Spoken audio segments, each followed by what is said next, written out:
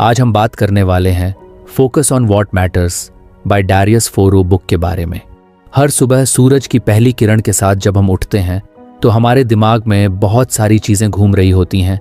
आज का काम, लोगों की एक्सपेक्टेशंस, सोशल मीडिया पर क्या पोस्ट किया जाए, किसका रिप्लाई करना है, ऑफिस में क्या होगा, घर के लोग क्या सोचेंगे।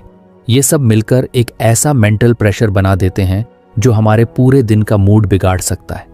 लेकिन अगर हम एक चीज़ समझ लें तो हमारी ज़िंदगी थोड़ी आसान हो सकती है, और वो चीज़ है डिकोटमी ऑफ कंट्रोल, यानी कि क्या चीज़ हमारे कंट्रोल में है और क्या नहीं। स्टोइक फिलॉसफी, जो कि बहुत पुराने ज़माने के सोचने का तरीका है, यही सिखाती है कि पीस और हैप्पीनेस तब पॉसिबल होती है जब हम सिर्फ उन चीज़ों पर ध्यान देते हैं जो हमारे कंट्रोल में है, बाकी सब चीज़ों को लेट गो करना सीखते हैं। इस कॉन्सेप्ट को समझाने के लिए डैरियस फोरो ने अपनी किताब की शुरुआत ही इसी थॉट से की है। उन्होंने इसे बहुत ही मॉडर्न और रिलेटेबल एग्जाम्पल से समझाया है जो आज के हर इंसान को कनेक्ट करता है। सोचिए, आप सोशल मीडिया पर कोई फोटो डालते हैं। अब आप पूरी उम्मीद रखते हैं कि लोग लाइक करेंगे, अच्छे कमेंट्स देंगे। लेकिन अगर किसी ने कुछ बुरा कह दिया या फिर लोगों ने इग्नोर कर दिया तो आपको कैसा फील होता है? Sad, angry, demotivated. लेकिन थोड़ा रुकिए और सोचिए, क्या दूसरों की रिएक्शन आपके कंट्रोल में है? नहीं ना। आपके कंट्रोल में सिर्फ ये था कि आपने क्या फोटो डाली, किस इंटेंशन से डाली, और आप खुद उसके बारे में क्या सोचते हैं। बाकी सब लोगों की सोच, उनका टाइम, उनकी फीलिंग्स, ये सब एक्सटर्नल है। और जब हम इन चीज़ों से अपने पीस को जोड़ देते हैं तो हम अपनी खुशी खुद ही दूसरों के हाथों में दे देते हैं। फोरो बताते हैं कि अगर हमें इनर पीस चाहिए तो हमें ये समझना होगा कि हमें सिर्फ अपने एक्शंस पर फोकस करना है, उनके रिजल्ट्स पर नहीं। मतलब अगर आप किसी जॉब इंटरव्यू के लिए प्रिपरेशन कर रहे हैं तो आपका फोकस सिर्फ इस बात पर होना चाहिए कि आपने अच्छे से तैयारी की या नहीं, आपने ऑनेस्टली एफर्ट किया या नहीं, जॉब मिलती है या नहीं वो आपके हाथ में नहीं है। कंपनी की ज़रूरत, बाकी कैंडिडेट्स का लेवल, इंटरव्यूअर का मूड, ये सब ऐसे फैक्टर्स हैं जो अनकंट्रोलेबल हैं। हम अक्सर इसी वजह से परेशान होते हैं कि हम चीज़ों को कंट्रोल करना चाहते हैं जो कभी हमारे हाथ में थी ही नहीं। किसी ने रिप्लाई नहीं किया, किसी ने इग्नोर कर दिया, प्रमोशन नहीं मिला, बारिश हो गई, ट्रैफिक लग गया, इन सब चीज़ों को लेकर हम अननेसेसरीली अपसेट हो जाते हैं। लेकिन अगर हम स्टोइक्स की तरह सोचें तो हम समझ सकते हैं कि हमारी एनर्जी सिर्फ उन्हीं चीज़ों पर लगनी चाहिए जो हम बदल सकते हैं। ये फिलॉसफी सिर्फ बड़े बड़े डिसीजंस में नहीं, छोटे छोटे डेली सिचुएशंस में भी बहुत काम आती है। जैसे कि किसी ने आपकी बात काट दी, या आपके काम की तारीफ नहीं की, या किसी ने गलत तरीके से ट्रीट किया। इन सब में आप सिर्फ एक चीज़ कंट्रोल कर सकते हैं, और वो है आपकी रिएक्शन। आप गुस्सा करेंगे या काल्मली हैंडल करेंगे, ये पूरी तरह आपके हाथ में है। फोरो इस बात को बहुत ही सिंपल वर्ड्स में कहते हैं कि हम हर दिन दो तरह की चीज़ों का सामना करते हैं, कंट्रोलेबल और अनकंट्रोलेबल।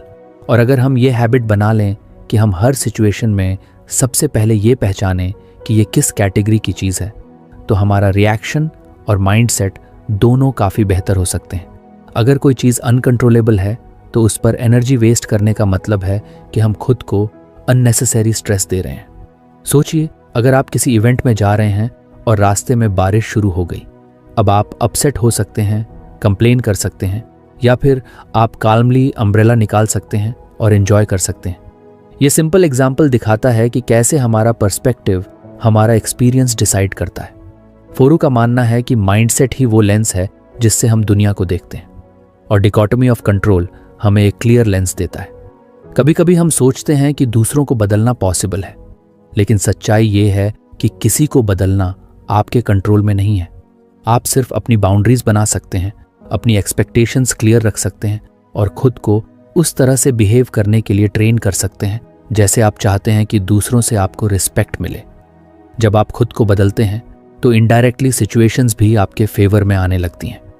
एक और इंटरेस्टिंग बात यह है कि जब आप सिर्फ अपने कंट्रोलेबल एक्शंस पर फोकस करते हैं तो आपके अंदर एक अलग ही कॉन्फिडेंस आने लगता है, क्योंकि तब आप हर रिजल्ट को एक लर्निंग अपॉर्चुनिटी की तरह देखने लगते हैं, ना कि फेलियर की तरह।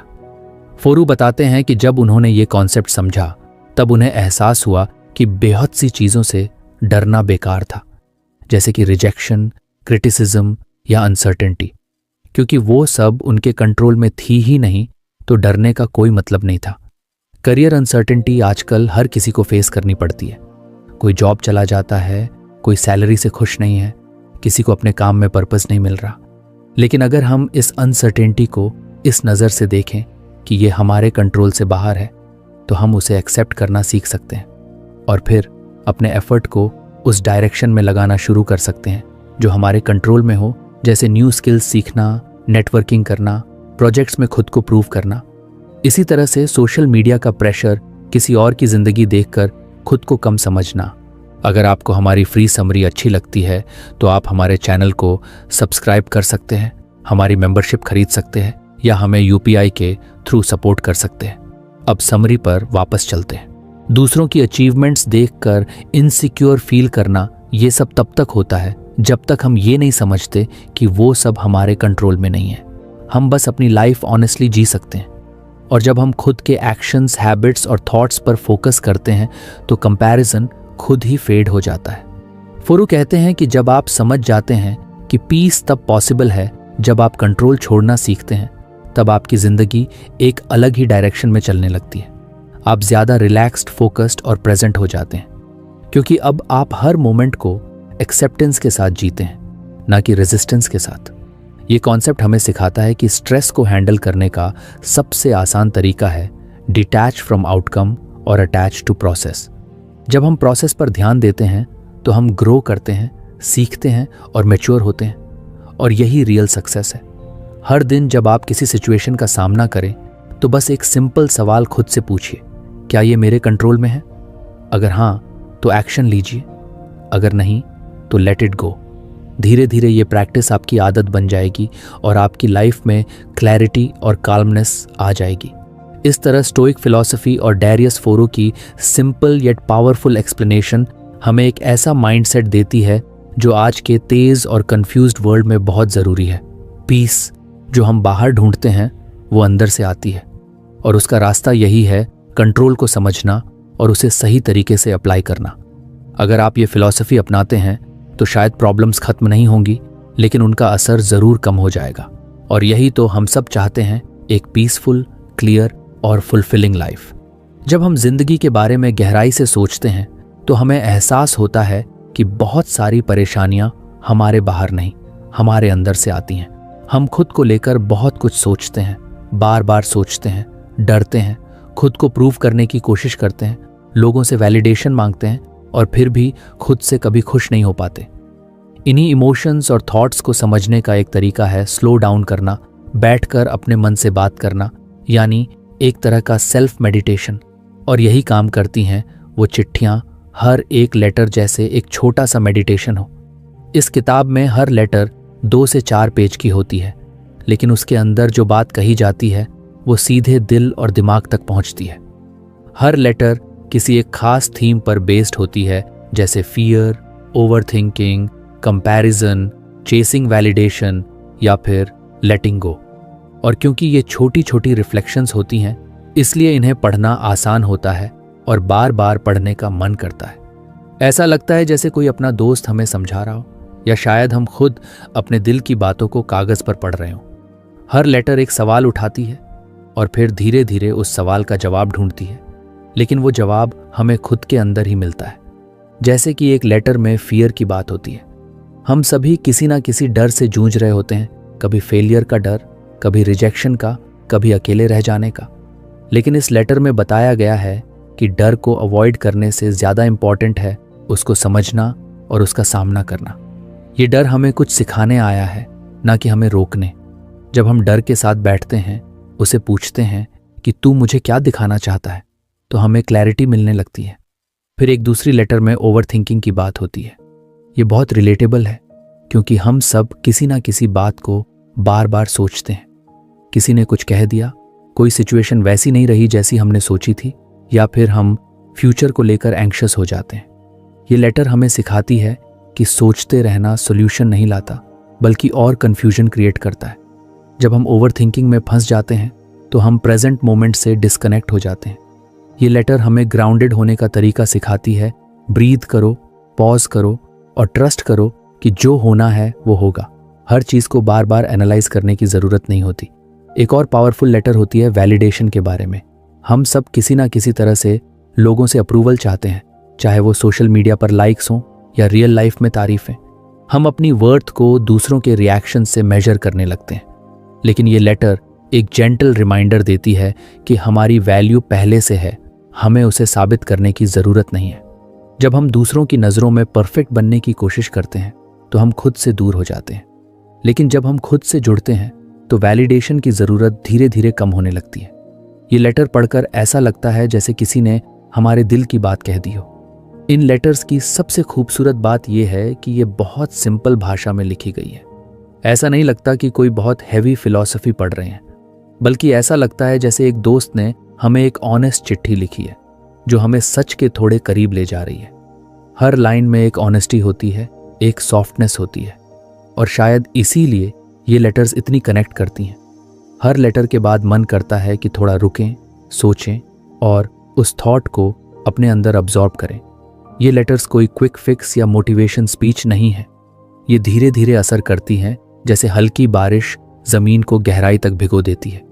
इन्हें पढ़ते हुए लगता है कि हमें हर आंसर अभी नहीं चाहिए, बस हमें ये जानना है कि हम अकेले नहीं हैं और हम धीरे धीरे ग्रो कर सकते हैं। इस फॉर्मेट की एक खास बात यह है कि ये रिपीटेबल है।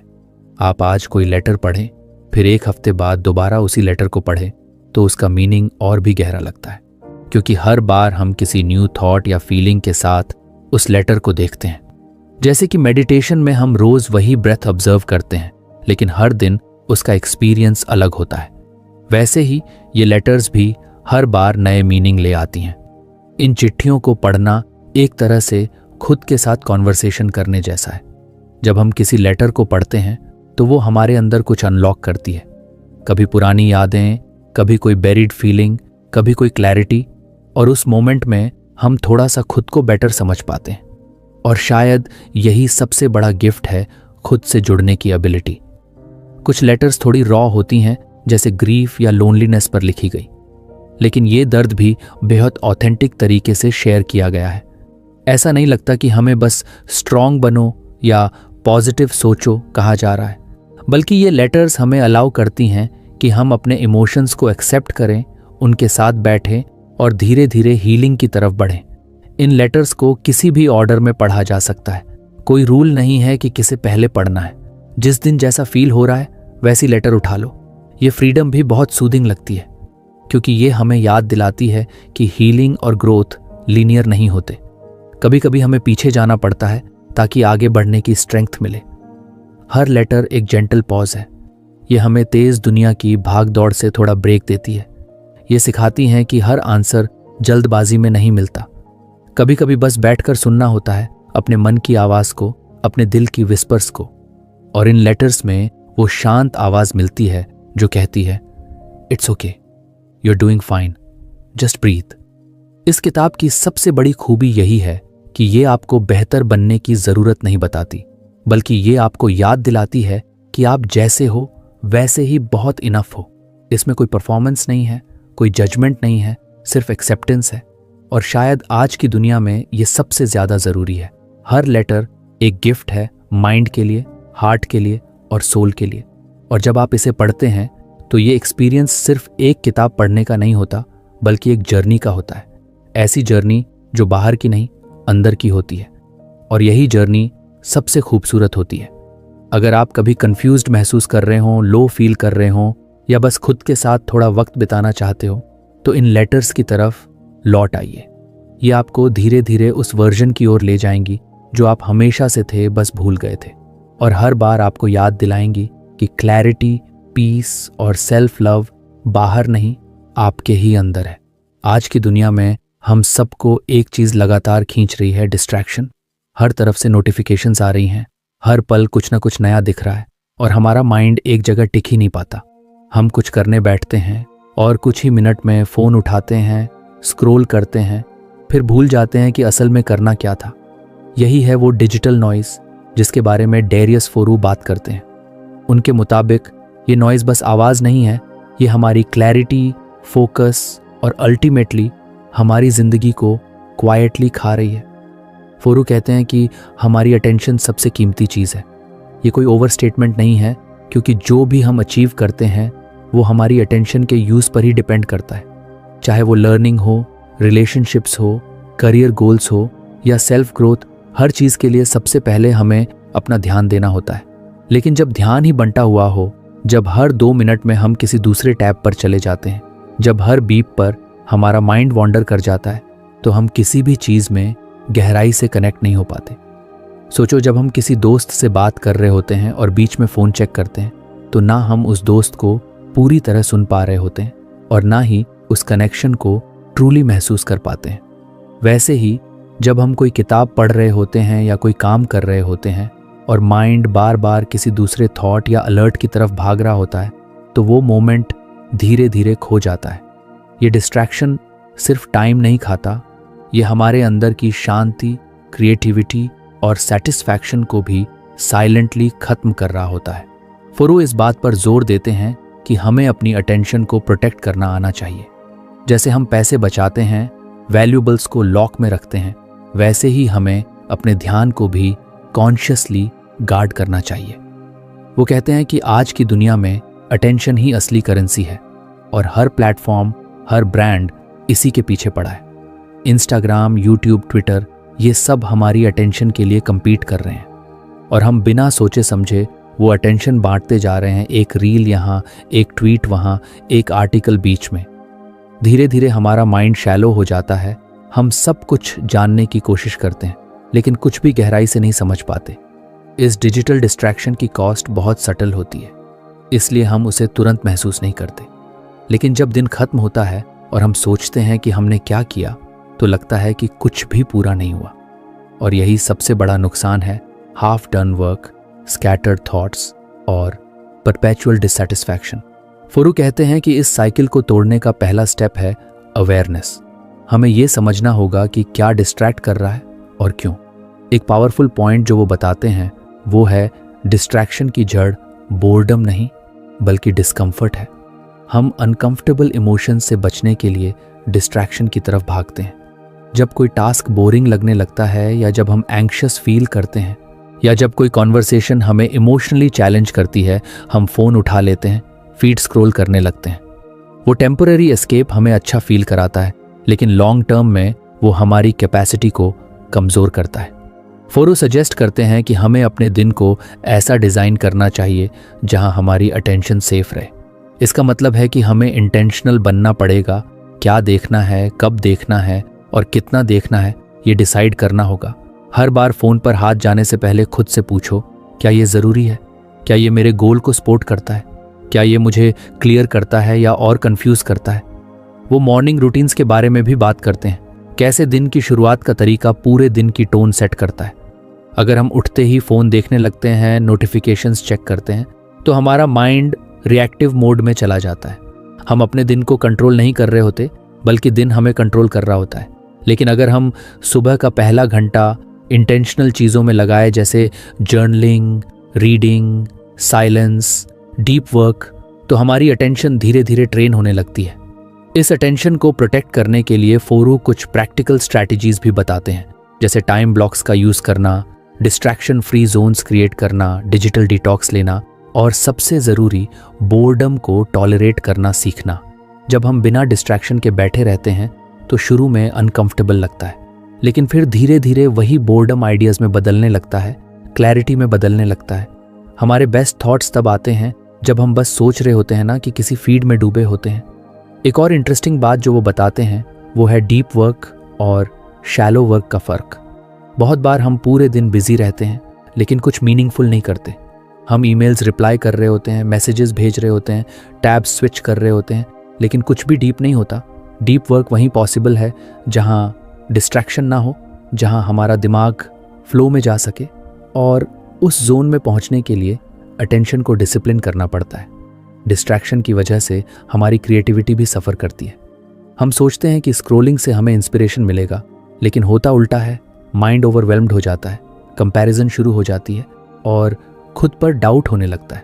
फोरू कहते हैं कि असली इंस्पिरेशन साइलेंस से आती है। जब माइंड क्वाइट होता है तभी वो ऑब्जर्व कर सकता है, इमेजिन कर सकता है, क्रिएट कर सकता है। उनका पूरा मैसेज यही है कि डिस्ट्रैक्शन की प्राइस सिर्फ समय नहीं होती, वो हमारी peace of mind, quality of work और हमारी आइडेंटिटी तक को अफेक्ट करती है। जब हम बार बार किसी दूसरे की आवाज़ सुनते हैं तो धीरे धीरे अपनी आवाज़ खो देते हैं। इसलिए ज़रूरी है कि हम अपने ध्यान को रिक्लेम करें, उसे उस डायरेक्शन में यूज़ करें जहाँ ग्रोथ हो, क्लैरिटी हो और मीनिंग हो। ये सब बातें पढ़ते हुए ऐसा लगता है कि हम सब कभी ना कभी इस ट्रैप में फंसे हैं, लेकिन अच्छी बात यह है कि इससे बाहर निकलने का रास्ता भी हमारे पास ही है। बस हमें थोड़ा सा अवेयरनेस, थोड़ा सा करेज और थोड़ा सा स्ट्रक्चर चाहिए। हम सब अपने दिन को ऐसे डिज़ाइन कर सकते हैं जहां नॉइज़ कम हो और पर्पस ज़्यादा। जब हम अपनी अटेंशन की वैल्यू समझने लगते हैं तो हम ऑटोमेटिकली सेलेक्टिव बन जाते हैं। हम हर चीज़ को इम्पोर्टेंस देना बंद कर देते हैं और उन्हीं चीज़ों को चुनते हैं जो हमारे लिए रियल में मैटर करती हैं। और यही ध्यान से जीने की शुरुआत होती है। फरूक हमें डराते नहीं हैं, वो इंस्पायर करते हैं। उनका अंदाज ऐसा होता है जैसे कोई दोस्त धीरे से कह रहा हो, तू कैपेबल है, बस थोड़ा कॉन्शियस हो जा। और शायद यही बात हमें अंदर तक छूती है। वो हमें सिखाते हैं कि आज की दुनिया में अटेंशन को बचा लेना ही सबसे बड़ी अचीवमेंट है। तो अगली बार जब हम बेवजह फ़ोन उठाए तो बस एक पॉज लें, खुद से पूछें, क्या मैं अपना सबसे कीमती एसेट किसी और को दे रहा हूँ? अगर आंसर हाँ है तो चॉइस हमारे पास है उसे वापस लेने की, उसे सही जगह इन्वेस्ट करने की और डिस्ट्रैक्शन के शोर में भी अपनी क्लैरिटी को बचाए रखने की। यही फोरू का सच्चा मैसेज है, अटेंशन को बचाओ, क्योंकि यही तुम्हारा असली पावर है। कई बार हम रात को लेट कर सोचते हैं, काश उस वक्त ये किया होता, काश उस बात को सीरियस लिया होता, काश उस इंसान से खुलकर बात की होती। ऐसे काश ही तो असली रिग्रेट होते हैं। डैरियस फोरू इस इमोशन को बड़ी सादगी और सच्चाई से समझाते हैं। उनके मुताबिक रिग्रेट सिर्फ इसलिए नहीं आता कि हमसे कोई गलती हो गई, बल्कि इसलिए आता है क्योंकि हमारे एक्शंस हमारे वैल्यूज से मैच नहीं करते। जब हम ऐसा कुछ कर बैठते हैं जो हमारे दिल के सच से अलग होता है, तब रिग्रेट धीरे धीरे अंदर पनपता है। हम सब ने कभी ना कभी ये फील किया है कि हम कुछ ऐसा कर रहे हैं जो दिल से ठीक नहीं लगता, लेकिन हम करते हैं क्योंकि सब कर रहे हैं या यही करना चाहिए। ये छोटी छोटी मिसमैचेस ही बाद में बड़े रिग्रेट में बदल जाती हैं। फोरू यही कहते हैं, रिग्रेट को अवॉइड करने का तरीका ये नहीं है कि हम परफेक्ट बन जाएं, बल्कि ये है कि हम खुद से बार बार पूछते रहें, क्या मैं वही कर रहा हूं जो मेरे लिए सच में इंपॉर्टेंट है? ये सवाल छोटा सा लगता है, लेकिन इसका असर बहुत गहरा होता है। इमेजिन करो, अगर हर दिन हर डिसीजन से पहले हम खुद से ये पूछें कि क्या ये मेरे लाइफ के पर्पस से अलाइंड है, तो शायद हम बहुत सारे गलत स्टेप्स बचा सकते हैं। अक्सर हम ऑटो पायलट पर जीते हैं, same routine, same job, same complaints, बिना ये सोचे कि क्या ये सच में वही चीज़ें हैं जो हमें फुलफिल करती हैं। फुरू यही पैटर्न तोड़ने को कहते हैं। वो बताते हैं कि रिग्रेट सिर्फ पास्ट का पछतावा नहीं है, ये एक सिग्नल है। जब हमें किसी चॉइस पर रिग्रेट होता है तो वो हमारे अंदर के किसी इग्नोर्ड ट्रूथ की तरफ इशारा कर रहा होता है। जैसे अगर किसी जॉब को लेकर रिग्रेट हो तो शायद वो जॉब हमारे पैशन या वैल्यूज से मेल नहीं खा रही थी। अगर किसी रिलेशनशिप को लेकर पछतावा हो तो शायद हमने अपने इमोशंस को ऑनेस्टली एक्सप्रेस नहीं किया था। रिग्रेट एक फीडबैक है, एक मिरर जो दिखाता है कि हमने कहाँ खुद से समझौता किया। अब सोचो, अगर हम ये समझ जाएं कि रिग्रेट अवॉइड करने का तरीका यही है कि हम अलाइंड रहें, यानी जो सोचें वो बोलें और जो बोलें वही करें, तो लाइफ में क्लैरिटी खुद ब खुद आने लगती है। फरू हमें इनकरेज करते हैं कि हम प्रोएक्टिव बने, यानी पहले से सोचें और डिसाइड करें कि हमारे लिए क्या इंपॉर्टेंट है। सिर्फ तब हम वैल्यूज बेस्ड डिसीजंस ले पाएंगे। वैल्यूज का मतलब सिर्फ बड़े बड़े वर्ड्स नहीं है, ऑनेस्टी, काइंडनेस, ग्रोथ, करेज, बल्कि वो चीज़ें हैं जो हमारी जिंदगी को मीनिंग देती हैं। फोरू कहते हैं कि अगर हम खुद के लिए क्लियर नहीं हैं कि हमारे वैल्यूज़ क्या हैं, तो हम दूसरों के स्टैंडर्ड्स पर जीने लगते हैं, और जब दूसरों के हिसाब से डिसीजंस लेते हैं तो रिग्रेट ऑलमोस्ट गारंटीड होता है। एक इंटरेस्टिंग बात यह भी है कि कई बार रिग्रेट इमीडिएट नहीं आता। आज हम किसी चीज़ को कॉम्प्रोमाइज करते हैं और लगता है चलो कोई बात नहीं, लेकिन जैसे जैसे टाइम बीतता है वही छोटी चीज़ भारी लगने लगती है। ईयर्स लेटर हम रियलाइज करते हैं कि हमने अपने ड्रीम्स को इग्नोर किया, अपनी आवाज़ को दबाया, अपनी प्रायोरिटीज़ को पोस्टपोन किया। फोरू कहते हैं कि फ्यूचर रिग्रेट से बचने का एक ही तरीका है प्रेजेंट में कॉन्शियस चॉइसेस लेना। उनका फोकस इस बात पर भी है कि हमें अपने इमोशंस को जज नहीं करना चाहिए, रिग्रेट को भी हमें एक्सेप्ट करना चाहिए, समझना चाहिए। वो कहते हैं कि रिग्रेट को गिल्ट में बदलना ज़रूरी नहीं है, इंस्टेड उसे एक गाइड की तरह देखो जो तुम्हें बताता है कि तुम्हें अब क्या बदलना है। ये शिफ्ट बहुत पावरफुल होता है जब हम रिग्रेट को सेल्फ ब्लेम की जगह सेल्फ ग्रोथ के लिए यूज़ करते हैं। एक और लेयर जो फोरू इस डिस्कशन में जोड़ते हैं वो है टाइम की इम्पॉर्टेंस। टाइम वो रिसोर्स है जो सबसे जल्दी खत्म होता है, और रिग्रेट का सबसे बड़ा कारण यही होता है कि हम सोचते हैं मेरे पास और टाइम होता तो मैं, लेकिन सच ये है कि टाइम हमेशा लिमिटेड रहेगा। इसलिए हमें आज ही ये क्लैरिटी चाहिए कि हम अपना समय कहाँ इन्वेस्ट कर रहे हैं। क्या वो काम जो हम रोज़ कर रहे हैं वो हमारे फ्यूचर सेल्फ को प्राउड फील कराएगा? यहाँ पर फोरू बार बार ये अर्ज करते हैं कि अपने एक्शंस को कॉन्शियसली ऑब्जर्व करो। क्या हम अपने लाइफ डिसीजंस अपने डर से ड्रिवन होकर ले रहे हैं या अपनी वैल्यूज से? क्या हम वैलिडेशन के लिए किसी और की लाइफ जी रहे हैं या अपनी सच्ची इच्छाओं को फॉलो कर रहे हैं? जब हम खुद से ये सवाल पूछते हैं तो धीरे धीरे हमारी चॉइसेस क्लियर होने लगती हैं। अब ये मत समझो कि फोरू किसी आइडियलिस्टिक वर्ल्ड की बात कर रहे हैं जहां कोई प्रॉब्लम नहीं होती। वो खुद कहते हैं कि रियल वर्ल्ड में कभी कभी हमें कॉम्प्रोमाइज़ करना ही पड़ता है, लेकिन ये समझना ज़रूरी है कि वो कॉम्प्रोमाइज़ हमारे किस वैल्यू से कॉन्फ्लिक्ट करता है। अगर हमें समझ है तो रिग्रेट नहीं होता क्योंकि हमने कॉन्शियस डिसीजन लिया होता है। कई बार हम सोचते हैं कि रिग्रेट से बचना है तो बस रिस्क मत लो, लेकिन फोरू इसे गलत मानते हैं। उनके अनुसार सबसे बड़ा रिग्रेट वही होता है जो हम कभी ट्राई ही नहीं करते। किसी ड्रीम को पूरी तरह जीने से डरना, किसी रिलेशनशिप में वल्नरेबिलिटी ना दिखाना, किसी टैलेंट को सप्रेस करना, ये सब साइलेंट रिग्रेट्स बन जाते हैं। इसलिए वो कहते हैं लाइव बोल्डली बट वाइजली। अपने हार्ट की सुनो लेकिन दिमाग से चलो, एक्शन लो लेकिन वैल्यूज से अलाइंड रहकर। ये सारी बातें बड़ी रियल और रिलेटेबल लगती हैं क्योंकि हम सब कभी ना कभी उस मोड़ पर होते हैं जहां दो रास्ते होते हैं, एक आसान पर बिना पर्पस वाला और एक मुश्किल लेकिन मीनिंग से भरा हुआ। फोरू यही कहते हैं चूज द सेकंड वन, क्योंकि वही रिग्रेट फ्री लाइफ की शुरुआत होती है। अगर आप किसी क्रॉस रोड पर हो, किसी कंफ्यूजन में हो कि क्या करना सही है, तो बस एक सवाल खुद से पूछो, क्या ये मेरे लिए सच में मायने रखता है? ये सवाल एक कंपास की तरह है। ये आपको डायरेक्शन देगा जब माइंड कंफ्यूज्ड हो, जब वर्ल्ड लाउड हो, और यही डायरेक्शन आपको उन रिग्रेट्स से बचाएगी जो दिल में सालों तक चुभते रहते हैं। फोरू की बातों से ये साफ होता है कि रिग्रेट कोई एनिमी नहीं है, ये एक टीचर है। लेकिन उससे सीखने के लिए हमें सुनना आना चाहिए, रुकना आना चाहिए और पूछना आना चाहिए, क्या मैं वो कर रहा हूं जो मुझे सच में करना चाहिए? अगर हम रोज थोड़ी देर रुककर ये सवाल पूछें तो शायद हमारी जिंदगी रिग्रेट फ्री नहीं तो कम से कम रिग्रेट अवेयर जरूर हो सकती है। आखिर में बात वही है, एक मीनिंगफुल लाइफ जीने के लिए क्लैरिटी चाहिए, करेज चाहिए और कंसिस्टेंसी चाहिए। क्लैरिटी की क्या इंपॉर्टेंट है, करेज उस रास्ते पर चलने की और कंसिस्टेंसी उस ट्रूथ को हर दिन जीने की। और जब ये तीनों मिल जाते हैं तो रिग्रेट की जगह सेटिस्फैक्शन, गिल्ट की जगह ग्रोथ और कंफ्यूजन की जगह पर्पस आ जाता है। यही तो असली विन है। यही फोरू का मैसेज है, अपने एक्शंस को अपने वैल्यूज से मैच करो और देखो कैसे जिंदगी रिग्रेट से फ्री और मीनिंग से फुल हो जाती है। डर एक ऐसा वर्ड जो सुनते ही दिल थोड़ा सिमट जाता है। हर किसी की जिंदगी में कोई ना कोई डर होता ही है। किसी को फेलियर का डर, किसी को रिजेक्शन का, किसी को अकेलेपन का, तो किसी को बदलाव का। लेकिन डारियस फोरू इस डर को कुछ अलग नजर से देखने को कहते हैं।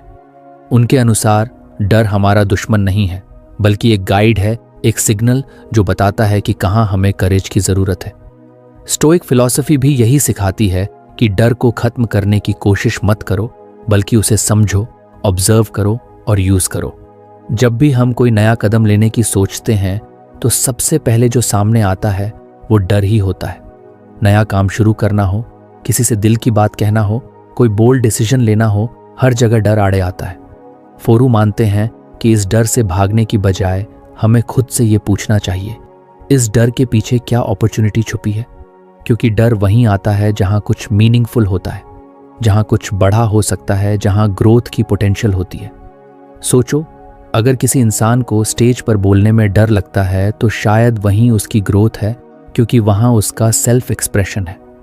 अगर किसी को जॉब छोड़कर अपना काम शुरू करने में डर लग रहा है तो शायद वहां उसकी फ्रीडम छुपी है। डर हमें बताता है कि कहाँ हम अपनी कंफर्ट जोन से बाहर निकलने वाले हैं, और कंफर्ट जोन से बाहर निकलना ही तो करेज का असली मतलब होता है। फोरू इस बात पर जोर देते हैं कि डर को सप्रेस करने की ज़रूरत नहीं है। स्टोइसिज्म का नज़रिया ये नहीं है कि मैं फियरलेस बन जाऊं, बल्कि ये है कि मैं डर को फेस करूं और फिर भी सही काम करूं। स्टोइक्स मानते हैं कि फियर एक नेचुरल इमोशन है। ये हमें अलर्ट करता है, प्रिपेयर करता है, लेकिन ये हमें रोकना नहीं चाहिए। बल्कि जब डर आता है तो वो एक सिग्नल है कि अभी हमें थोड़ी एक्स्ट्रा स्ट्रेंथ, थोड़ी एक्स्ट्रा क्लैरिटी और थोड़ी एक्स्ट्रा फेथ की ज़रूरत है। कई बार हम डर को ओवरथिंक करके बहुत बड़ा बना देते हैं। हम खुद को फ्यूचर के ऐसे सिनारियोज दिखाने लगते हैं जो अभी एग्जिस्ट भी नहीं करते। फोरू कहते हैं कि ज़्यादातर डर इमेजिनेशन से आते हैं, रियलिटी से नहीं। और जब हम ये रिकग्नाइज कर लेते हैं कि डर सिर्फ हमारे माइंड में बना हुआ एक थॉट है, तो उस पर पावर कम होने लगती है। उदाहरण के लिए, एक इंसान जो किसी पब्लिक इवेंट में जाने से डरता है, वो खुद को पहले ही ये सोचकर थका देता है कि लोग क्या सोचेंगे। अगर मैं ऑकवर्ड बिहेव कर गया तो, अगर कोई मुझे जज करने लगा तो। लेकिन ये सब माइंड की स्टोरीज होती हैं। असली वर्ल्ड में लोग ज़्यादातर बिजी होते हैं अपने ही थॉट्स में। ये अवेयरनेस ही डर की चेन को तोड़ती है। फोरू इनकरेज करते हैं कि हम डर से बात करें, उससे भागे नहीं। इमेजिन करो, डर एक दोस्त की तरह तुम्हारे सामने बैठा है। उससे पूछो, तू मुझे क्या दिखाना चाहता है? ये सिंपल शिफ्ट डर से बात करना हमें एम्पावर कर सकता है। जब हम डर के पीछे की कहानी समझते हैं तो हम उसमें छुपी हुई क्लैरिटी को पकड़ सकते हैं। स्टोइसिज्म में एक और ब्यूटीफुल कॉन्सेप्ट है वर्चुअस एक्शन, यानी ऐसा काम जो हमारे प्रिंसिपल्स से मेल खाता हो। Courage, honesty, self control, wisdom. फोरू कहते हैं कि जब भी डर आए तो उस डर को ट्रिगर मानो किसी वर्चुअस एक्शन के लिए।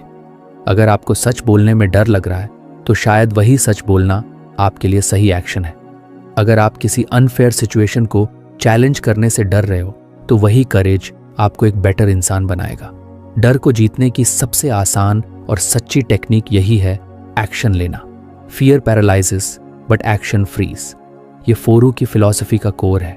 वो कहते हैं कि हम जितना डिले करते हैं, डर उतना स्ट्रांग होता जाता है। लेकिन जैसे ही हम एक छोटा स्टेप भी लेते हैं, डर की पकड़ थोड़ी लूजन हो जाती है। और यही छोटे स्टेप्स हमें लॉन्ग रन में फियरलेस नहीं बल्कि करेजफुल बनाते हैं। ये फ़र्क समझना ज़रूरी है। फियरलेस बनना मतलब डर न होना, लेकिन करेजफुल बनना मतलब डर होते हुए भी आगे बढ़ना। फोरू यही सिखाते हैं कि ग्रेटनेस की जर्नी पर डर आना नॉर्मल है, बल्कि ज़रूरी है। अगर डर नहीं आएगा तो शायद वो रास्ता ही छोटा है। एक और पावरफुल पॉइंट जो फोरू बताते हैं वो ये है कि हमें अपने डर को कैटेगराइज करना चाहिए। हर डर इक्वल नहीं होता। कुछ डर लॉजिकल होते हैं, जैसे फायर से डरना या किसी हादसे से बचना। लेकिन कुछ डर प्योरली साइकोलॉजिकल होते हैं, जैसे किसी की ओपिनियन से डरना या फेलियर की कल्पना से डरना। स्टोइक माइंडसेट सिखाता है कि पहले इन दो तरह के डर में फ़र्क करो, फिर जहां लॉजिकल डर है वहां सेफ्टी रखो, और जहां साइकोलॉजिकल डर है वहां सेल्फ अवेयरनेस और रिफ्लेक्शन से आगे बढ़ो।